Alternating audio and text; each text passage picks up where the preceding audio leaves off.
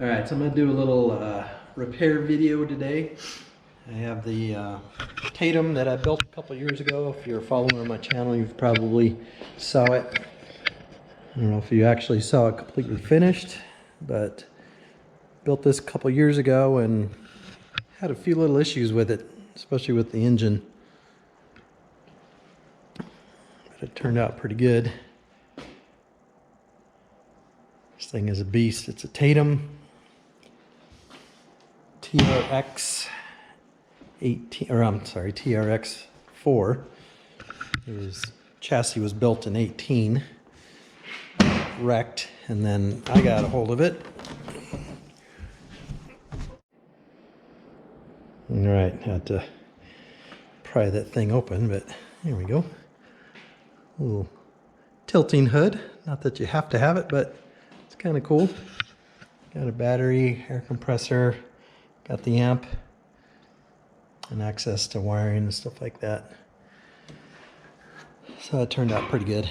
Got the money maker back here, and this is actually kind of what the issue is. So this is a 6-liter truck motor out of a Chevy. Everybody wants to call it an LS, but it's not LS because it's a steel block. I think the original RPO code, which is the regular production options, is LQ9 or something like that.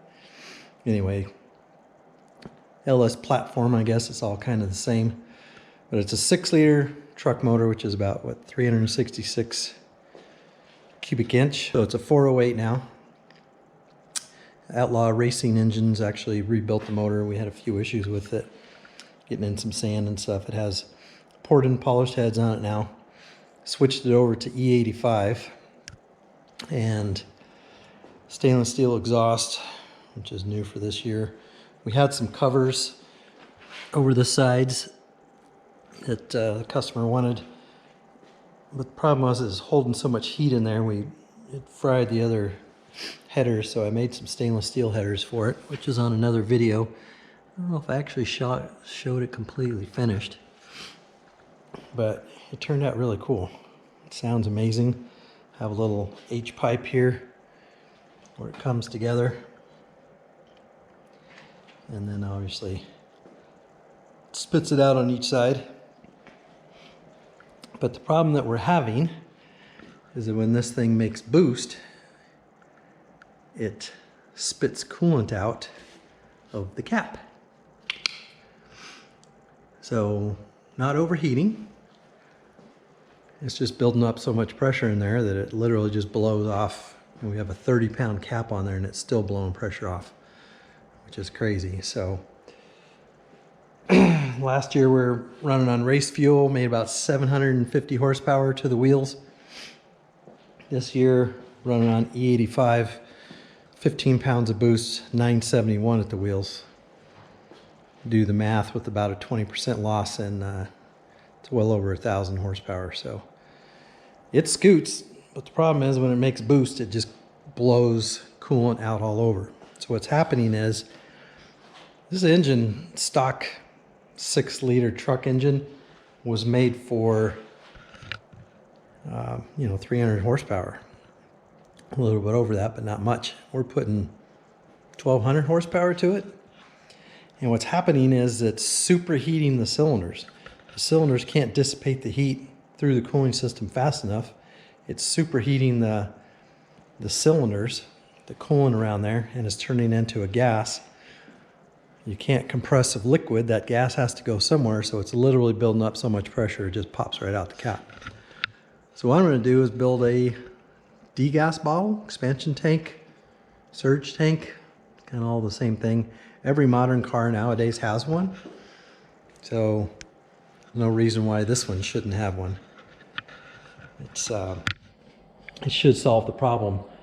So it's going to create an extra space for that pressure to go, and then be able to circulate and cool down and go back into the engine. So that's the next step. 2 years have kind of been fighting a bunch of different issues. It's hard to take a engine that was engineered and designed for 300 horsepower and put 1,200 horsepower without running into some issues. It was never designed for that much power. So hopefully this works. It's not a lot of sand rails that actually have a expansion tank on there, which they probably should. It works. So what I'm going to do is I'm going to build it here, a little triangle tank going down, and then once it comes up above this bar, it's going to come over into a rectangle. So that's the goal. So here in Phoenix, it's a little chilly. It's 50, I think it was 52 degrees today, which is pretty chilly for us. But good thing I have my shop, turned the heater on, nice and cozy. A little update on my shop. It's a mess. Got a couple Subaru's motors going into a sand rail. My buddies gave me this little sign, which is pretty cool. You can program it to all kinds of different colors and the way it flashes and stuff. And of course I got my street light and all my memorabilia on the wall. My favorite part, motorcycle on the wall. Just kind of cool. And my mill and lathe over here. This thing is a workhorse. I've had it for quite a few years. You can tell it gets used. She's a little dirty. I know, safety first. I always take this out, but I always leave it in there because I remember to take it back out before I use it. My mill, little welding table, TIG welder, sander, drill press, MIG welder, plasma cutter, chop saw, and a bunch of metal shaping tools back there. Kind of a cool idea is I built the stands, and those go in these pockets. Pull a little plug on these little pockets right here. Whoops. And you could stick those tools down in there when you're using them, and when you're not using them, you just throw them back in there in the rack. So just standard 2-inch. I have a pipe roller, or a tubing roller, and then a tubing bender, 2 different tools, and then some sheet metal tools, and then a bead roller. So they come in handy. It's kind of nice to have all this equipment. Absolutely love being out here. Getting my jam on. So I'll walk you guys through this on how I'm going to build it, and we'll see how it turns out. More importantly, we'll see if it fixes it. So I'll be back. So got a little bit of fabrication going on. So I made a little bit extra room and to move this clamp right there. Just kind of twisted it over a little bit just to give me a little extra room right in here. And got me a little triangle. So the bottom part of the tank's gonna be like that, and then where it comes up above this bar right here, and I'm gonna go across and make it rectangular. So an expansion tank needs to be halfway above the radiator. So when you fill the fluid through the expansion tank, it's gonna fill the radiator up, and then you need airspace above that. And then I'm going to do the plumbing. So right now we have some really cool turbos on here. They're Turbos Direct T3, T4 billet wheel water-cooled cartridges. I mean, these are pretty trick. Went with a T3, T4 just so it spools up a little bit quicker. T4, we could have made a little bit more horsepower probably, but man, this thing spools up quick. So right now, the way I have it running off of the water pump, I got the pressure line coming through here, going on to one side of the turbo, and then just comes out and goes back into the other side. So it just loops around. So that's typically where your heater core would be. So instead of having a heater core, it's just running through the turbos and cooling it that way. So now what we're going to do is use the pressure side, still going to go to one side of the turbo, and then the return side is actually going to go up to the tank that I'm building, expansion tank. So it's going to return all the way back through all this stuff and go into the tank. I have the vapor lines. Excuse me, the vapor line right now goes to the top of the radiator over there. So that's going to tee off, also go into the tank. And then the overflow right here, this hose, is also going to go into the tank. So 3 lines going in, and then one big fat line, -10, coming back out, and then the -10 will go into the return line for the water pump. So it'll constantly be circulating the fluid and hopefully give enough expansion for this thing. So I'm no engineer, not even close to an engineer, so I have no idea how big this tank should actually be, how much volume we need. Did a little bit of research online, and there's just nothing out there for this particular application. It's pretty rare. So I'm going to make it about 1.5 gallons, maybe 2 gallons.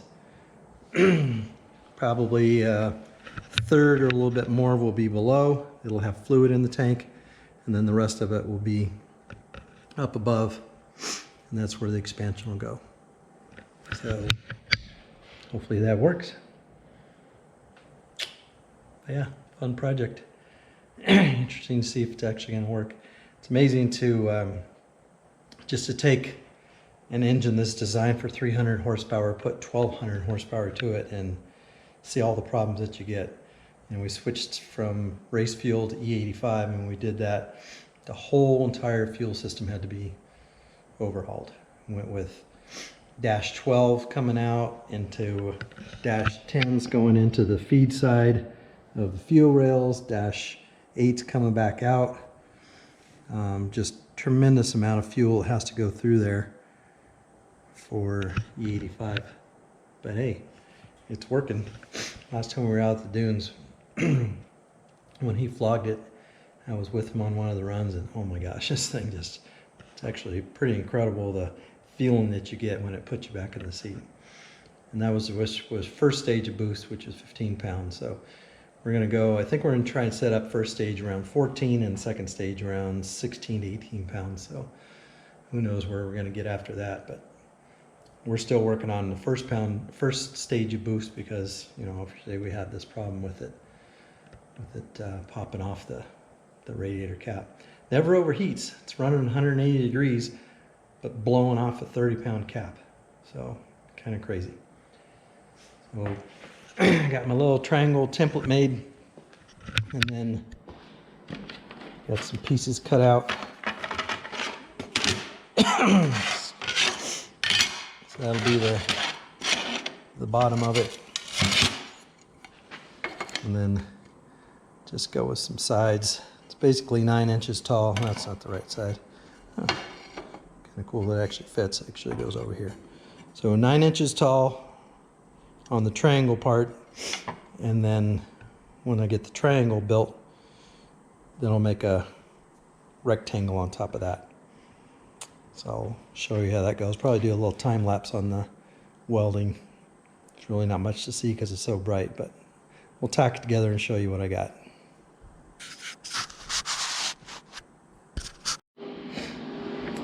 All right, well, like a big dummy, I forgot to hit record.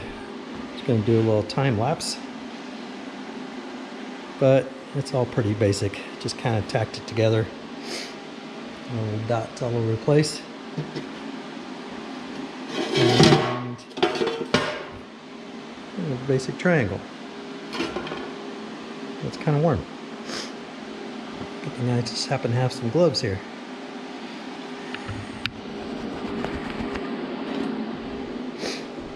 Aluminum really spreads the heat out. Okay, so that goes in there. Dang! Almost like it was designed for it. I got a little level off the top. I got just a little bit of material to move grind it down, level it off, and then build a rectangular tank on top of that. And then put my fittings in there. I have a pre-made neck. So when I put the top on this, oh, let's see, it'll be a little bit bigger than this, but that's the general idea. It'll probably go down here somewhere, but just got to drill a hole, put that in there, figure out where my other fittings are going to go. Obviously one's going to go on the bottom. I may put some underneath here, but I have a kind of a bar in the way, so I can put them in top, I can put them inside, don't matter. We'll figure it out.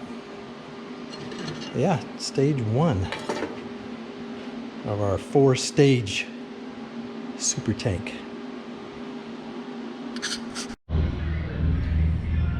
All right, it's day 2. I'm gonna do the top part of the tank now. I already did a little bit of fabrication. Basically just cut out my tops and bottoms and the little sides over here. Whew. So welded the radiator neck little cap on from the bottom. So I think it's a little bit cleaner so you don't have a bead around there. And then that's gonna go together like that with some sides on there. And then this whole thing goes on top of what I made last night. So like that.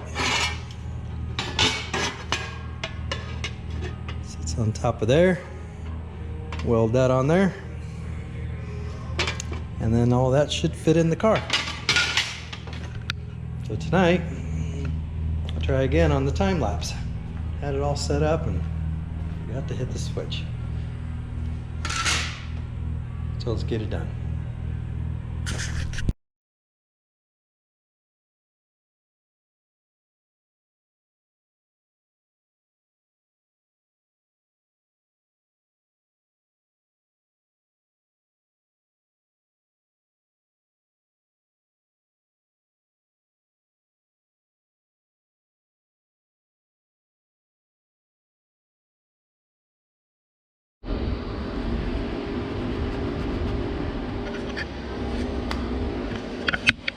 All right, well, hopefully that turned out. I've actually never done a time lapse before, so we'll see how that works.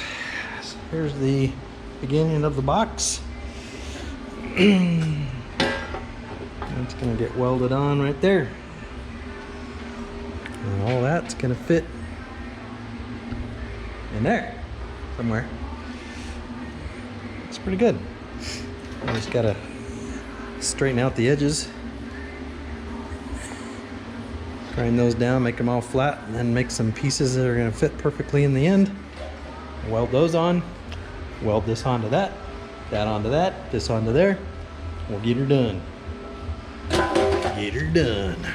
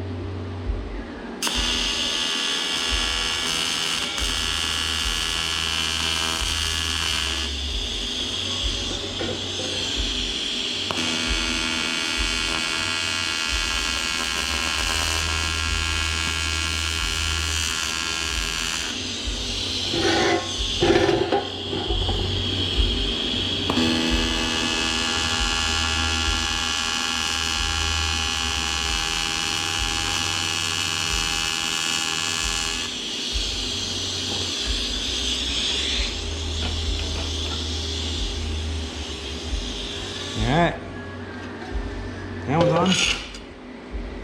One more to go.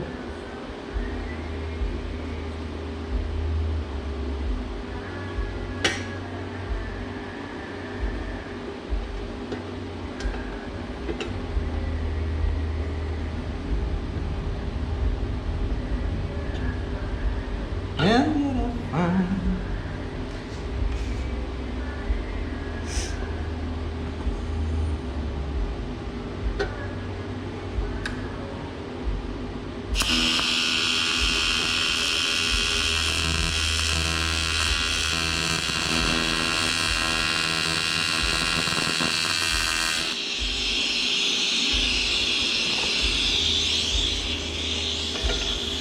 Alright. Thing aluminum moves easily.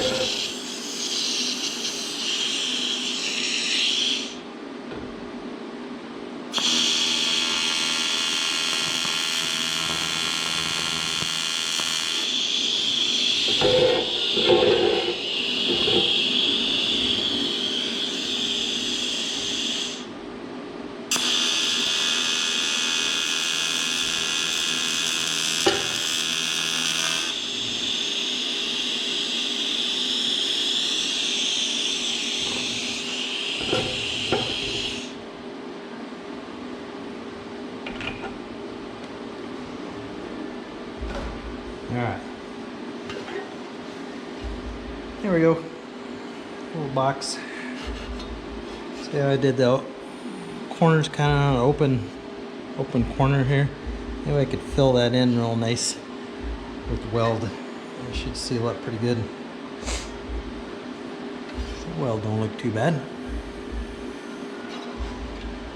Alright. So all we need is the top part.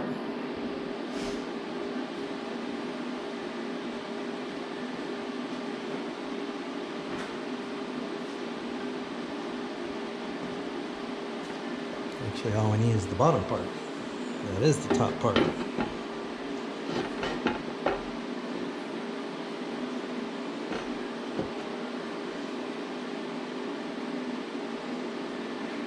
Dang! Not too bad.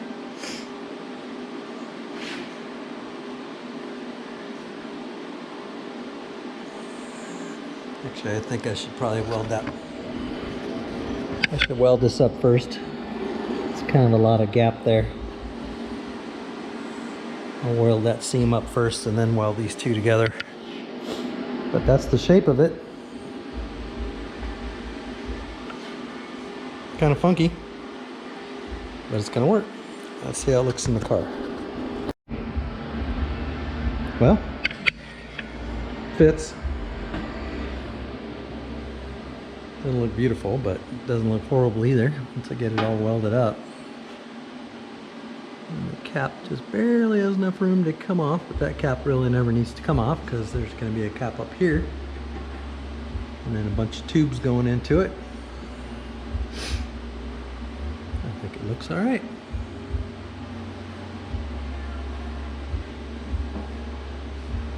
Should work.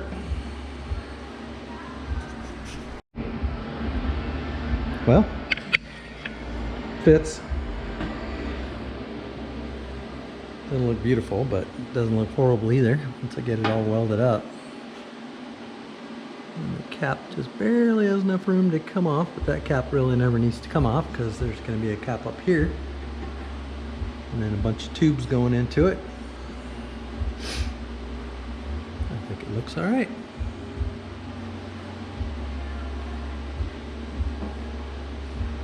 Should work. All right, another night in the shop. Third night, although it's only a couple hours a night, so it's not like this thing's taken 3 days. Just 3 2-hour evenings so far. So we welded up the top part. Not horrible, but not perfect. If you want a complete perfect stack of dimes, I'm not that guy. But it's not going to leak and it's okay. I like it. So I had some small 16th inch rod that was a little too small for the gap, so I took 2 of them and screwed them together in my drill. Made one a little bit bigger, and then for some Mondo rod for the little slightly bigger gaps, I have a little bit bigger rod. So that actually worked out pretty good. This is my TIG machine that I'm using. It's an Alpha TIG. Works pretty good. Got a bunch of fancy dials on there.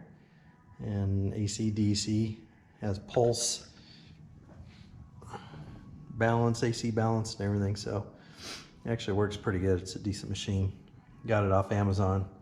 It's a nice entry-level machine. If you're going to be doing production, probably wouldn't hold up, but as much as I weld, it actually works really well.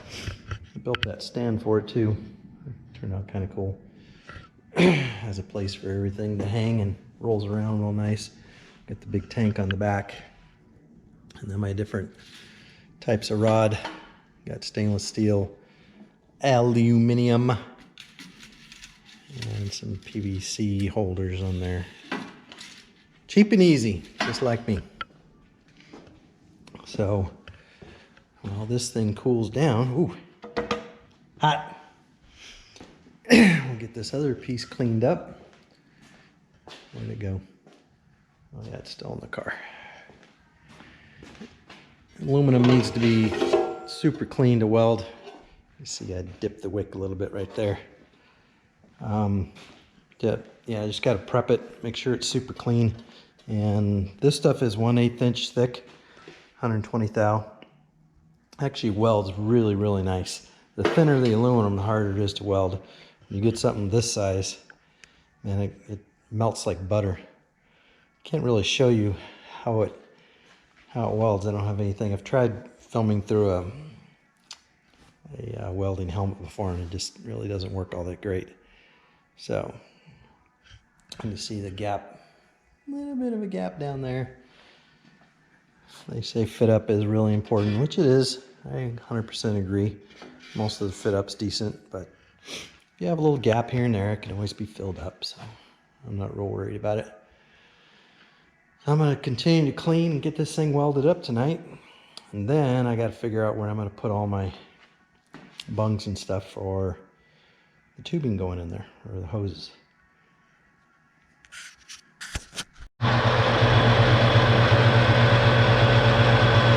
If you've never seen a lathe before,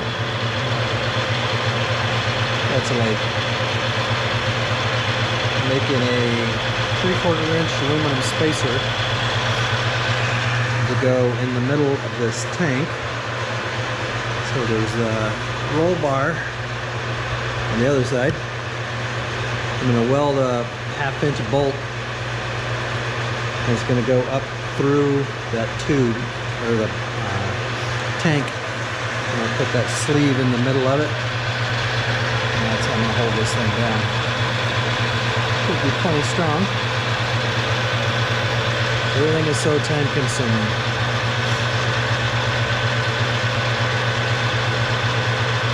If you just set it, it feeds by itself.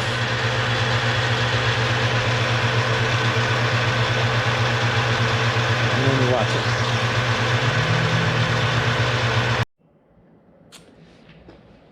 Alright, so just finished making up my mount. Just a bolt welded into the frame with the little washer on there for a stop. And I got a sleeve that I made on the lathe that I showed you. Comes out the bottom. And one-handed, boom. Goes on just like that. So 1/2 inch bolt tightened down. I think that should be pretty strong. We'll don't think it's going anywhere. And now I need to start figuring out where to run the hoses.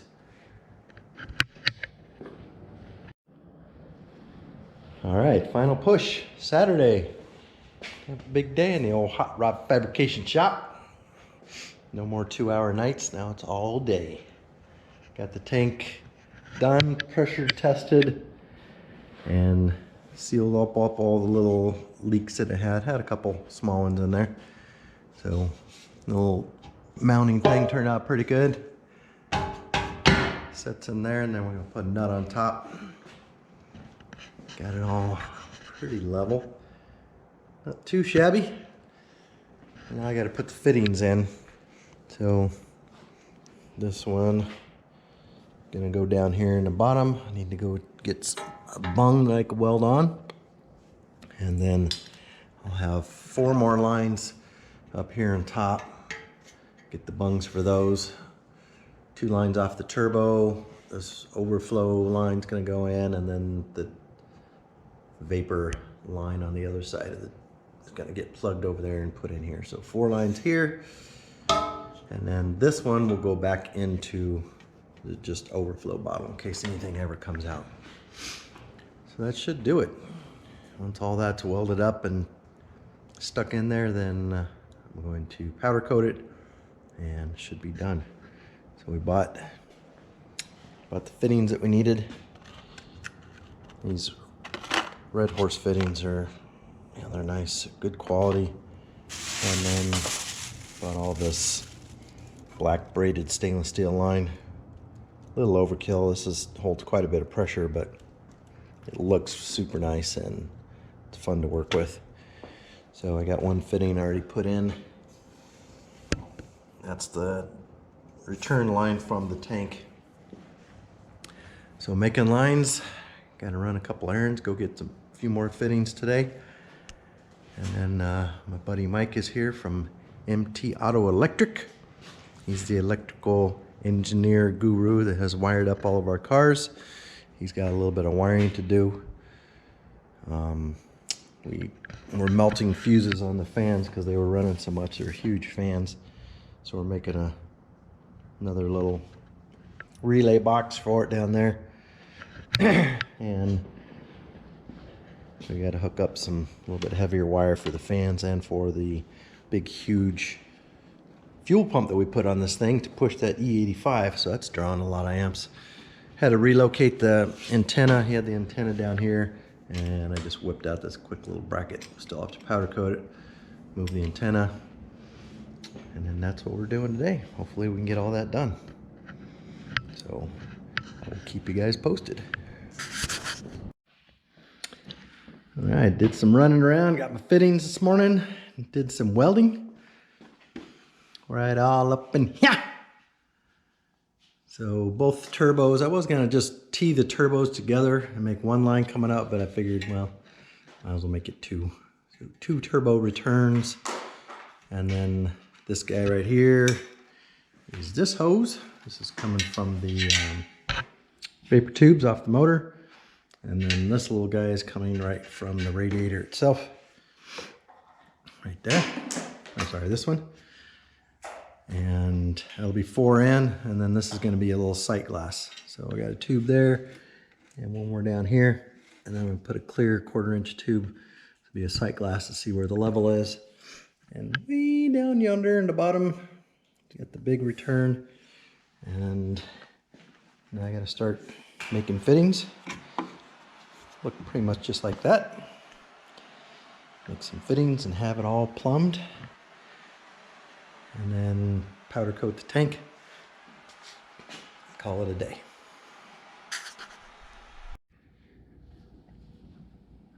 All right, next stage is done. The old Dunsky. Tank is done. Lines are all mocked up. Sick! It's gonna be pretty cool. So yeah, they're all wrapped out. We just have to put a few little clamps here and there and some zip ties and tighten everything down. But next step is to powder coat. So I'm going to show you guys how to powder coat this thing. Turned out pretty good. So We're gonna run some, dang it. Got ahead of myself, I was gonna film this. But here's my powder coating station. Just the old snap-on cart that I put a little rack on. And here's the powder coating gun. Hold please. This little guy right here.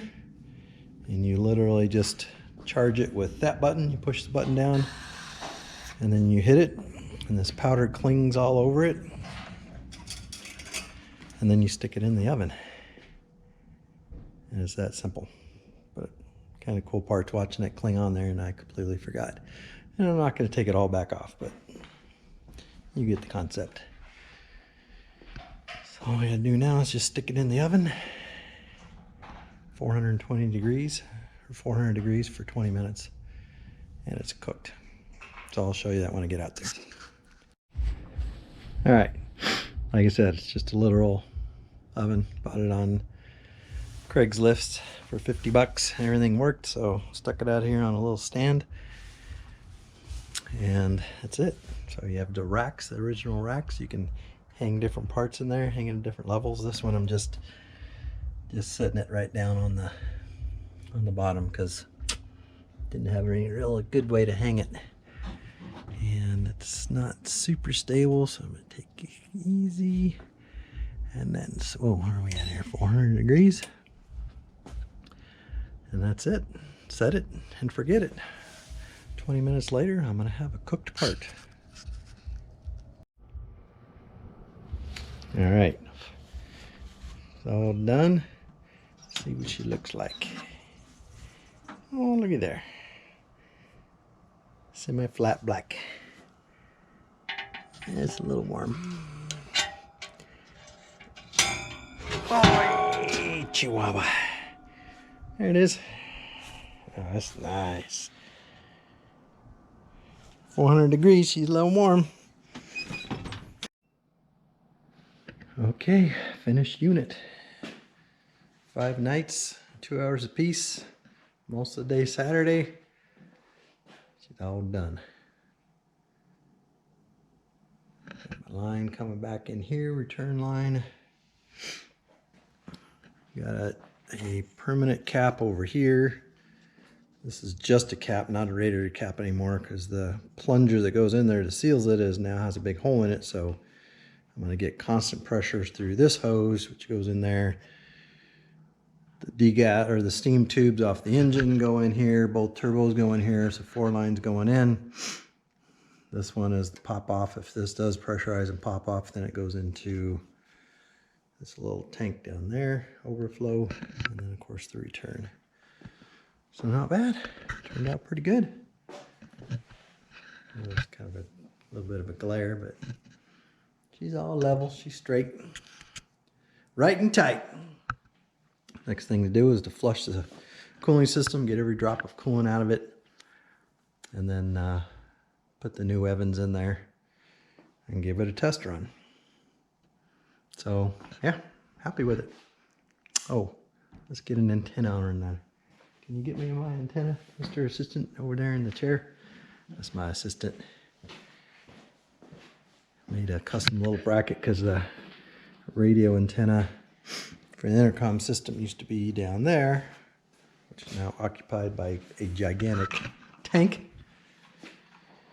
I just whipped up a quick little bracket and powder coated that. Boom. That looks pretty good.